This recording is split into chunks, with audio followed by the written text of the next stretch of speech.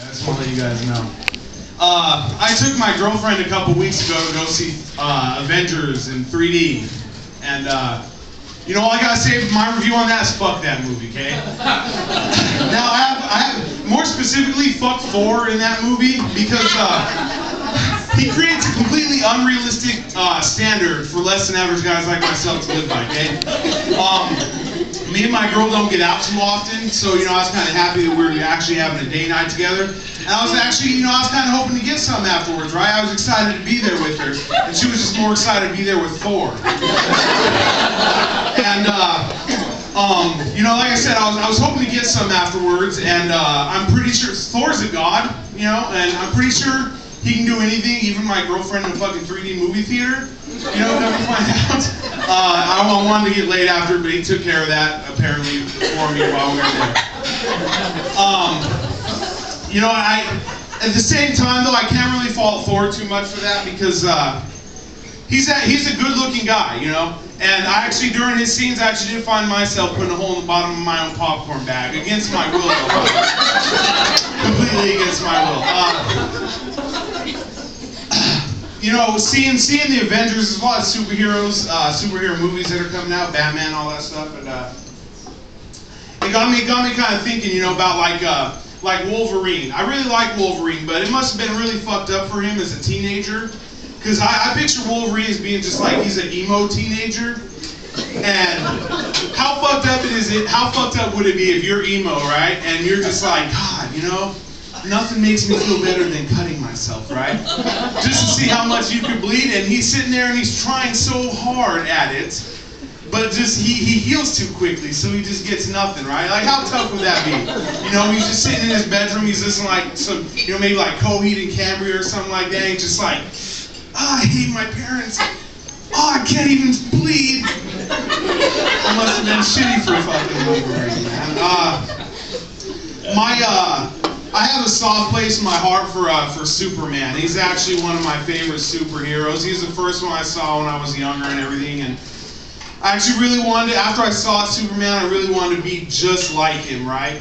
And so I'm like, man, how awesome would it be to just fly and everything like Superman can, right? So I'm sitting there and I decided, then I think about it a little bit longer, I'm like, you know what though?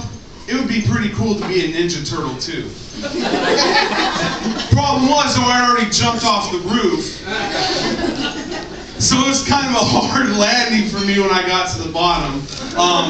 My mom came out and she's like, Greg, you're 19 years old. What are you doing so jumping off the roof? And why haven't you moved out yet? When is that going to happen? Me and your dad need some alone time together.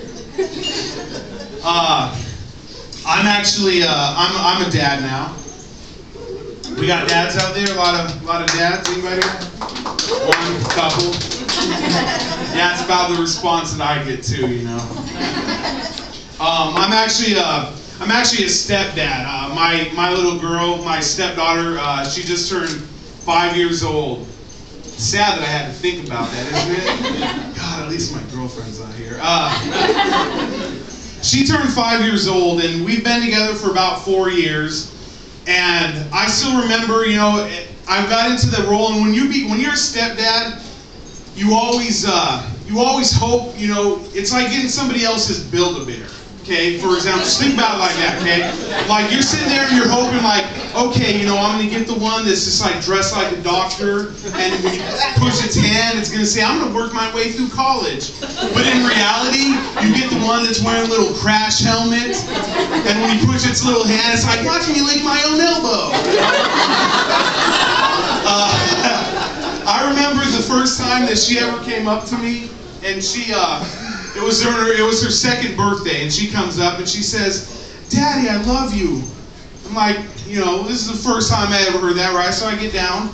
She's like, Daddy, I love you. She comes up, gives me a hug, and I'm like, oh, sweetheart, I'm not your dad. Oh, man. Not a good way to score points with her mom.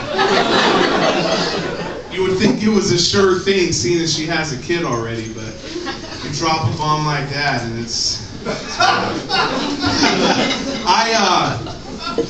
this is the era of smartphones and Facebook, right? Everybody has a smartphone pretty much. Everybody fucking does Facebook and whatever, right?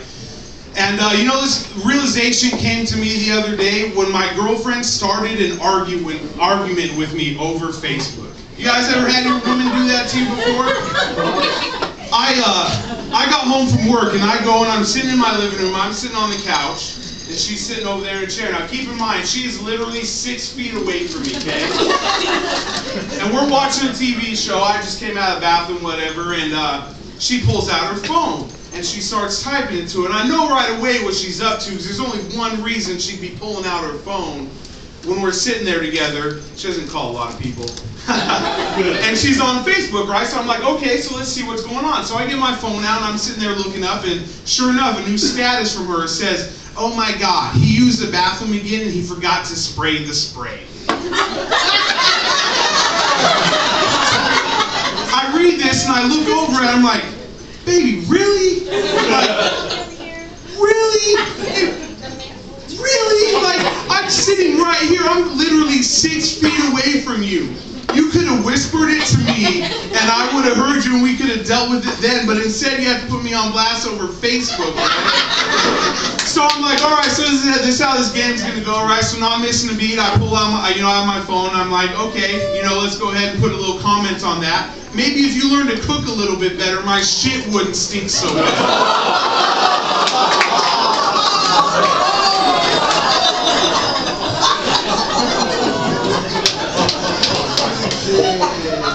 Okay, well, I got the light, guys. That's actually my time. I'm going to leave you on this one last joke.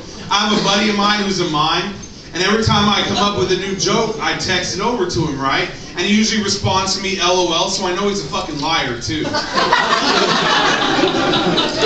Thank you, guys. You've been a great audience.